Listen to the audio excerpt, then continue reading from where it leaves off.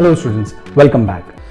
So let's start our next topic and it is acidity of substituted phenols. अब substituted phenols की acidity के ऊपर बात करते हैं. अब phenol तो है, लेकिन अगर उन पे substitution कर दिया जाए, कोई ग्रुप्स जोड़ दिए जाए, alkyl group, nitro group, CN group, कई सारे सब्सटेंट्स अगर उन पे जोड़ दिए जाएं तो उनकी एसिडिटी पे क्या फर्क पड़ता है. चलिए तो देखते हैं. तो बात शुरू करते हैं एसिडिटी ऑफ सब्स्टिट्यूटेड फिनॉल्स. सबसे पहले आपको यहां पे फोकस करना है. अब ये बात तो तय है कि जब फिनॉल अपना एसिडिक नेचर शो कर देते हैं, यानी कि H+ आयन जब अपने में से रिलीज कर देते हैं, तो फिनॉक्साइड आयन बनता है. ये वो फिनॉक्साइड आयन है, सोच लीजिए आराम से. फाइन. नाउ ये फिनॉक्साइड आयन है H+ आयन निकल जाने के बाद. अब पॉइंट ये चल रहा है कि हम बात कर रहे हैं इसी फिनॉल के ऊपर अगर इलेक्ट्रॉन विड्रॉइंग ग्रुप जुड़े हो, विड्रॉइंग मतलब इलेक्ट्रॉन अपनी तरफ विड्रॉ करने वाले, खींचने वाले, तो क्या होगा. देखिए अगर इलेक्ट्रॉन्स अपनी तरफ खींचने वाले ग्रुप जुड़े होंगे तो नेगेटिव चार्ज डेंसिटी जो है वो और ज्यादा कम हो जाएगी, क्योंकि अभी तो नेगेटिव चार्ज डेंसिटी जो है वो नेचुरली डीलोकलाइज हो रही है. और अगर विड्रॉइंग ग्रुप फिनॉल के ऊपर जुड़े रहेंगे तो पावरफुली इस नेगेटिव चार्ज डेंसिटी को अपनी तरफ खींचेंगे और चार्ज डिस्पर्स होगा और ये आयन बहुत ज्यादा स्टेबल होगा, जो कि H+ आयन निकल जाने के बाद बना था. तो H+ आयन निकल जाने के बाद बनने वाला आयन अगर बहुत ज्यादा स्टेबल हो रहा है तो इसका मतलब H+ आयन बाहर ही रहना चाहेगा और बहुत अच्छा एसिडिक कैरेक्टर आपको दिखने को मिलेगा. फाइन. तो हम बात शुरू करते हैं फिनॉल्स के सब्स्टिट्यूशन के ऊपर कि फिनॉल्स के ऊपर अगर अलग अलग ग्रुप जुड़े हो तो क्या होता है. तो फिनॉल पे अगर विड्रॉइंग ग्रुप्स जुड़े रहते हैं तो एसिडिटी और ज्यादा बढ़ जाती है, क्योंकि विड्रॉइंग ग्रुप्स जो होंगे, सोचिएगा जैसे कि यहां देखिए, कैसे भी समझिए एक ही कंसेप्ट घूमकर आएगा. अगर विड्रॉइंग ग्रुप होंगे तो इलेक्ट्रॉन डेंसिटी अपनी तरफ खींचेंगे तो रिंग डेफिशिएंट होगी. करेक्ट. रिंग अगर डेफिशिएंट होगी तो रिंग डेंसिटी कहां से खींचेगी, ऊपर से, यहां से. और यहां से डेंसिटी अगर नीचे जाएगी तो ऑक्सीजन के ऊपर कौन सा चार्ज आएगा, पॉजिटिव. अब शायद आंसर आपके पास है. और ऑक्सीजन पे अगर पॉजिटिव चार्ज डेंसिटी बढ़ेगी तो इस पॉजिटिव चार्ज डेंसिटी को खत्म करने के लिए ऑक्सीजन से जो जुड़ा हुआ H है, उस बॉन्ड के इलेक्ट्रॉन्स ऑक्सीजन पावरफुली अपनी तरफ विड्रॉ करेगा. और जब ये पावरफुली विड्रॉ करेगा तो बॉन्ड में पोलैरिटी बढ़ेगी. और जब बॉन्ड में पोलैरिटी बढ़ेगी तो फिर बॉन्ड का आयनाइजेशन बढ़ेगा और एसिडिक कैरेक्टर बढ़ जाएगा. बस इतना ध्यान रख लीजिए. तो इलेक्ट्रॉन विड्रॉइंग ग्रुप अगर जुड़े हुए हैं तो वो हमेशा फिनॉल्स की एसिडिटी को बढ़ाएंगे. एंड द वाइस वर्सा, अगर इलेक्ट्रॉन पुशिंग ग्रुप्स या डोनेटिंग ग्रुप जुड़े हुए हैं तो आप सोच लीजिए अगर इलेक्ट्रॉन डोनेटिंग ग्रुप होंगे तो फिर क्या होगा. इलेक्ट्रॉन डोनेटिंग ग्रुप होंगे, मान लीजिए विड्रॉ ना कर डोनेट कर रहे होते, तो पुश कर रहे होते तो ये रिच कर देते इसको नेगेटिव चार्ज डेंसिटी. उस वजह से ऑक्सीजन के ऊपर भी नेगेटिव चार्ज डेंसिटी बढ़ जाती है और ऑक्सीजन के ऊपर नेगेटिव चार्ज डेंसिटी बढ़ जाती है. तो वही पुराना कॉन्सेप्ट, ये फिर OH वाले बॉन्ड से इलेक्ट्रॉन विड्रॉ नहीं करना चाहता, बॉन्ड में पोलैरिटी नहीं आती, एसिडिटी नहीं होती. तो एसिडिटी कम करते हैं कौन, इलेक्ट्रॉन डोनेटिंग ग्रुप अगर फिनॉल से जुड़े हो. बढ़ाते कौन है, जो इलेक्ट्रॉन विड्रॉ करते हैं, अपनी तरफ खींचते हैं, वो बढ़ाते हैं. तो फिर अकेला फिनॉल कहां होगा, अकेला फिनॉल दोनों के बीच में होगा. अगर विड्रॉइंग ग्रुप जुड़े हैं फिनॉल पे तो ज्यादा एसिडिक होंगे फिनॉल से, डोनेटिंग ग्रुप जुड़ रहे हैं तो ये फिनॉल से कम एसिडिक होंगे. लेकिन कोई सा भी फिनॉल हो, अल्कोहल से तो ज्यादा ही एसिडिक होगा. रीजन मैं ऑलरेडी बता चुका हूं. चलिए अब मान लीजिए यहां आपको कुछ एग्जांपल्स लिखे हुए हैं और इन एग्जांपल्स में कहा जाता है अरेंज कीजिए एसिडिटी के हिसाब से. आपको ये तो पता है कि सारे के सारे विड्रॉइंग ग्रुप है और लास्ट में फिनॉल है. तो विड्रॉइंग ग्रुप पे एसिडिटी बढ़ाते तो ये फिनॉल तो सबसे कम आना चाहिए और विड्रॉइंग ग्रुप जुड़े हुए हैं तो इनकी एसिडिटी तो सबसे ज्यादा होनी चाहिए. बात सही है. लेकिन कुछ क्वेश्चंस हैं ट्रिकी जो कि कॉम्पिटिटिव में आते हैं, वो ये वाले हैं. अभी आप देखिएगा, मैं डिस्कस करता हूं आपके साथ. पहले बेसिक सी बातों के ऊपर डिस्कशन करते हैं. अब इन दोनों में अगर मैं कंपैरिजन करवाऊं कि आप मुझे बताइए कि इन दोनों में से कौन ज्यादा एसिडिक होगा, तो इन दोनों में से वही सबसे ज्यादा एसिडिक होगा जो इफेक्टिवली इलेक्ट्रॉन डेंसिटी को खींचेगा. अब इफेक्टिवली तो ये भी खींचेंगे और ये भी खींचेंगे. क्यों? क्योंकि इन्हीं पोजीशन के ऊपर नेगेटिव साइन आ रहा है ऑर्थो एंड पैरा पे. आप चेक कीजिएगा, यहां पे देखिए, यही फिनॉल है. रेजोनेंस जब होता है, चाहे आप यहां देख लीजिए, चाहे इससे पहले वाले फिनॉल के अंदर जो हमने रेजोनेंस स्ट्रक्चर्स बनाए थे, आप देख लीजिए, ऑर्थो और पैरा पे नेगेटिव चार्ज बनता है. तो ऑर्थो एंड पैरा पे अगर नेगेटिव चार्ज बन रहा है और उसी पोजीशन पे अगर NO2 ग्रुप जुड़ा हुआ है, तो हमने लास्ट चैप्टर में भी देखी ये चीज, इफेक्टिवली विड्रॉ करेगा इस नेगेटिव चार्ज डेंसिटी को. तो यहां पे विड्रॉ करने के लिए 3 ग्रुप जुड़ रहे हैं, तो यहां पे सबसे पावरफुल विड्रॉइंग हो रही है. दैट्स व्हाई इसका एसिडिक कैरेक्टर सबसे ज्यादा होगा.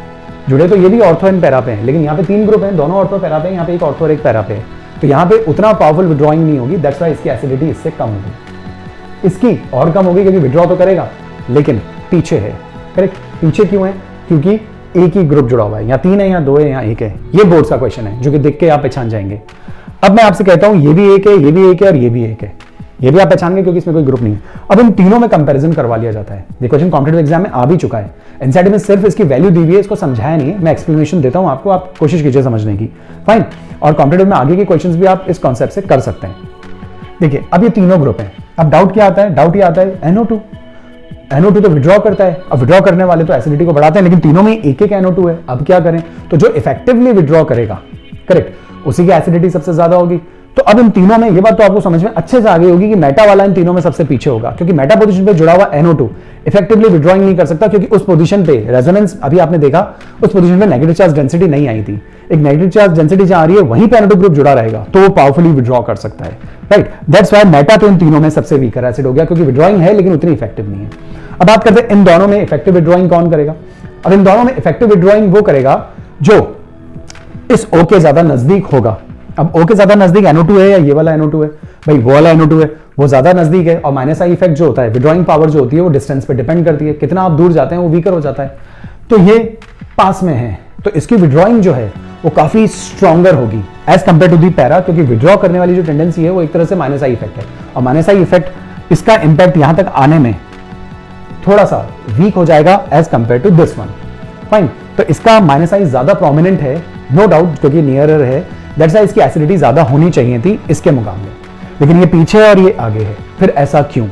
नेचुरली तो वैसा ही होना चाहिए था कि ये आगे होना चाहिए था और ये यहां होना चाहिए था, लेकिन इसको हमने पीछे और इसको आगे इसलिए कर दिया, कॉम्पिटिटिव एग्जाम का क्वेश्चन है और एक केस है जो आज के बाद आपको ध्यान रहेगा, just because of hydrogen bonding. ये क्वेश्चन आ चुका है कॉम्पिटिटिव एग्जाम में, यहाँ पे इस H और इस O के बीच में हाइड्रोजन बॉन्डिंग हो जाती है, और इस हाइड्रोजन बॉन्डिंग की वजह से ये H रिलीज नहीं हो पाता, आयनाइज नहीं हो पाता, दैट्स व्हाई इसकी एसिडिटी इसके मुकाबले कम हो जाती है। तो ये कॉन्सेप्ट आप ध्यान रखिए, नेचुरली आपने जो सोचा वो सही था, ये आगे और ये पीछे होना चाहिए था, लेकिन हाइड्रोजन बॉन्डिंग की वजह से ऑर्थो पैरा वाले से पीछे हो जाता है। कैसे होती है हाइड्रोजन बॉन्डिंग, बता देता हूं। यहां पे आपको एक नया कंसेप्ट भी जानने को मिलेगा, वैसे तो आप पढ़ चुके हैं 11th में, and that is intramolecular hydrogen bonding. अगर आप यहां पे देखें तो सब कुछ सेम है, यहां पे एक O, और मान लीजिए थोड़ी देर के लिए ये ना हो, तो ये NO2 हम ऐसे लिखते हैं NO2, और यहां इन दोनों के बीच में ये हाइड्रोजन बॉन्ड बन जाता है, क्योंकि ये एक ही मॉलिक्यूल के अंदर हाइड्रोजन बॉन्डिंग बनी है, that's why it is called intramolecular hydrogen bonding. Inter में क्या होता था, अलग अलग मॉलिक्यूल्स के बीच में हाइड्रोजन बॉन्डिंग होती थी, ये with in the same molecule hydrogen bonding हो गई, that's why it is called intramolecular hydrogen bonding. मैं फिर बोलता हूं NO2 NO, और ये डबल बॉन्ड और एक सिंगल बॉन्ड होता है, इसमें और इसके बीच में जो इंटरेक्शन बनता है, इसी इंटरेक्शन को हम इंट्रामोलिकुलर हाइड्रोजन बॉन्डिंग कहते हैं, और इसी इंटरेक्शन की वजह से ये उतने इजीली H+ आयंस फॉर्मेशन नहीं कर पाता जितना आसानी से तब कर सकता था जब ये हाइड्रोजन बॉन्डिंग नहीं होती। दैट्स व्हाई ये थोड़ा सा पीछे और ये आगे हो जाता है, irrespective of the stronger minus I effect, fine. तो ये बात आप ध्यान रखिएगा, इंट्रामोलिकुलर 11th में हमने ये एग्जांपल देखा था। चलिए, तो ये वाला कॉन्सेप्ट आपको समझ में आ गया होगा। नाउ अब इसके आगे आते हैं एक और कॉन्सेप्ट में। अब ये कंपैरिजन करते हैं, जब फिनॉल के ऊपर एल्किल ग्रुप जुड़ा हो, मिथाइल ग्रुप जुड़ा हो, या कोई भी इलेक्ट्रॉन डोनेटिंग ग्रुप्स जुड़े हुए हो, तो जब भी इलेक्ट्रॉन डोनेटिंग ग्रुप जुड़ेंगे तो ये एसिडिटी कम ही करेंगे, ये बात तो श्योर है, राइट। इसलिए इन सब की एसिडिटी फिनॉल से तो कम आ रही है, ओके। अब क्वेश्चन इज कि एक ही ग्रुप है, सिर्फ पोजीशन बदली है, पोजीशन बदल जाने से एसिडिटी पे क्या फर्क पड़ता है? सीधी सी बात है, कुल मिलाकर इस बॉन्ड में जितनी ज्यादा पोलैरिटी आएगी वो उतना ही ज्यादा एसिडिक होगा, और जितनी कम पोलैरिटी हो जाएगी एसिडिक नेचर भी उतना कम हो जाएगा। अब इनको हम कैसे समझें? इनको समझने से पहले आपको समझना होगा प्लस आई इफेक्ट और हाइपर कॉन्जुगेशन। क्लास 11th में हम हाइपर कॉन्जुगेशन समझ चुके हैं, मैं एक ब्रीफ आइडिया आपको और यहां पे दे दूंगा, बस पहले सुन लीजिए, जवाब निकाल लेते हैं, फिर हाइपर कॉन्जुगेशन समझाता हूं। देखिए, सबसे पहले प्लस आई इफेक्ट्स इन तीनों में से सबसे अच्छा किसका लग रहा होगा? जो जितना नजदीक होगा, तो सबसे अच्छा तो इसका लग रहा होगा, उससे बेकार इसका, और सबसे पुअर इसका लग रहा होगा। तो अगर केवल प्लस आई इफेक्ट से जवाब आ रहा होता तो सबसे इफेक्टिव प्लस आई इफेक्ट इसका है, तो सबसे कम एसिडिटी इसकी होनी चाहिए थी और है भी। उससे पुअर इसका प्लस आई, और इसका तो सबसे पुअर है, और जिसका सबसे पुअर प्लस आई इफेक्ट होगा उसकी एसिडिटी तो रिलेटिवली सबसे ज्यादा होनी चाहिए थी, तो ये आगे और ये पीछे होना चाहिए था। इसका मतलब केवल प्लस आई इफेक्ट से जवाब नहीं आ रहा, यहां पे हाइपर कॉन्जुगेशन से भी जवाब आता है। अभी के लिए आप इतना समझिए कि हाइपर कॉन्जुगेशन भी एक तरह से रेजोनेंस ही है, और ये भी तभी बहुत इफेक्टिवली वर्क करता है जब CH3 ortho and para position पे हो, और ये बिल्कुल प्लस आर इफेक्ट जैसा सोच लीजिए कि ये इलेक्ट्रॉन्स को रेजोनेंस के थ्रू पुश करता है। और कब इफेक्टिव होता है? जब CH3 group ortho and para position पे होते हैं। मैं अभी जस्टिफाई करूंगा स्ट्रक्चर बनाकर, लेकिन क्वेश्चंस करने के लिए इतना ध्यान रखिएगा, क्योंकि हर बार कॉम्पिटिटिव एग्जाम में आप स्ट्रक्चर बना के जस्टिफाई नहीं कर सकते, तो आप ये ट्रिक जो मैं बता रहा हूं उसको ध्यान रखिए। हाइपर कॉन्जुगेशन CH3 ग्रुप का इफेक्टिव कब होता है? जब CH3 group ortho and para position पे हो, और हाइपर कॉन्जुगेशन के थ्रू भी इलेक्ट्रॉन डेंसिटी बढ़ाई जाती है, फाइन, चलिए अब इसको अपन अप्लाई करते हैं। अब देखिए, अब जवाब मिलेगा आपको अच्छे से। यहां देखिए, इसके अंदर अगर हम बात करें ऑर्थो पोजीशन है, तो क्या हाइपर कॉन्जुगेशन वर्क करेगा? मैंने कहा था ऑर्थो पोजीशन पे अच्छा होता है, तो करेगा। और क्या प्लस आई इफेक्ट भी काम कर रहा है? बिल्कुल कर रहा है। यानी यहां इलेक्ट्रॉन डेंसिटी दी जा रही है, पुश की जा रही है प्लस आई इफेक्ट के कारण, और साथ ही साथ रेजोनेंस के वाया भी इलेक्ट्रॉन डेंसिटी दी जा रही है। हाइपर कॉन्जुगेशन ऑर्थो पोजीशन पे अच्छे से काम करता है। तो इसका मतलब खूब ज्यादा इलेक्ट्रॉन डेंसिटी अगर यहां पहुंचा दोगे तो फिर इस बॉन्ड की पोलैरिटी उतनी कम, तो एसिडिटी सबसे कम। डन।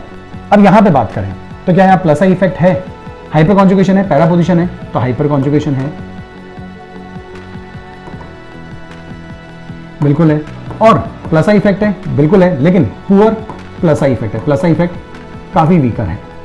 यहां पे कंपैरिजन करते हैं, मेटा पोजीशन आ गई। क्या हाइपर कॉन्जुगेशन होगा? रेजोनेंस के थ्रू जो इलेक्ट्रॉन डेंसिटी बढ़ाई जाएगी ऑक्सीजन के ऊपर, क्या वो पॉसिबिलिटी है?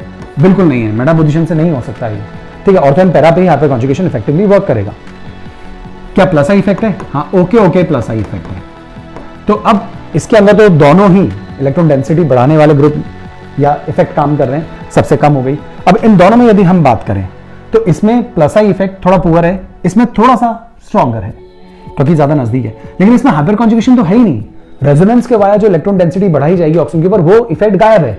और इस इफेक्ट के गायब हो जाने की वजह से ये फेवरेबल कंडीशन बन गई कि इसके अंदर हाइपर कॉन्जुगेशन तो है नहीं, रेजोनेंस के थ्रू इलेक्ट्रॉन डेंसिटी बढ़ाई नहीं जा रही, केवल प्लस आई इफेक्ट की वजह से बढ़ाई जा रही, जो कि इतनी डोमिनेटिंग नहीं है। यानी कि कंपैरेटिवली डोनेटिंग पावर जो है वो इस CH3 की सबसे कमजोर हो गई, और ये जितनी कमजोर होगी उतनी नेगेटिव चार्ज डेंसिटी ऑक्सीजन पे कम पहुंचेगी, उतनी ज्यादा पोलैरिटी OH में आएगी और एसिडिक नेचर उतना ज्यादा हो जाएगा। यानी कुल मिलाकर इसका प्लस आई इफेक्ट भी वीकर है और इसमें हाइपर कॉन्जुगेशन नहीं है जो कि इलेक्ट्रॉन डेंसिटी बढ़ाता है। दैट्स व्हाई इसकी एसिडिटी आगे है, इसकी उससे कम हो गई। क्यों कम हो गई? क्योंकि इसमें हाइपर कॉन्जुगेशन है, तो हाइपर कॉन्जुगेशन तो इसमें भी है, लेकिन प्लस आई इफेक्ट को अगर आप दोनों में कंपेयर करें तो यहां पे प्लस आई इफेक्ट भी उतना ही अच्छा काम कर रहा है, लेकिन यहां उतना अच्छा काम नहीं कर रहा क्योंकि दूर हो गया।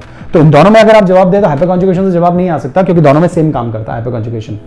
लेकिन इंडक्टिव यहां पे अच्छा है और यहां पे बेकार है, और इंडक्टिव जितना अच्छा होगा एसिडिटी उतनी कम होगी। दैट्स इसकी कम, इसकी ज्यादा। अब इन दोनों में अगर आपको कंपैरिजन करना है तो यहां पे हाइपर कॉन्जुगेशन है ही नहीं, इंडक्टिव ठीक है, दैट्स इसकी एसिडिटी ज्यादा होती है। काफी इंपॉर्टेंट है, और ये कॉन्सेप्ट यहां नहीं हर बार काम करेगा। जब किसी भी ग्रुप पे ऊपर COH ग्रुप लगा दो फिर CH3 लगा दो तो भी इफेक्ट काम करता है। आने वाली क्लासेस में आप इसको सीखेंगे, बहुत कंसेप्चुअल चीज थी ये, तो ध्यान रखिएगा। तो आज के लिए तो इतना ही, अगले वीडियो में फिर मिलेंगे। तब तक खुद का ध्यान रखिए, अपनों का भी ध्यान रखिए। जय हिंद, जय भारत।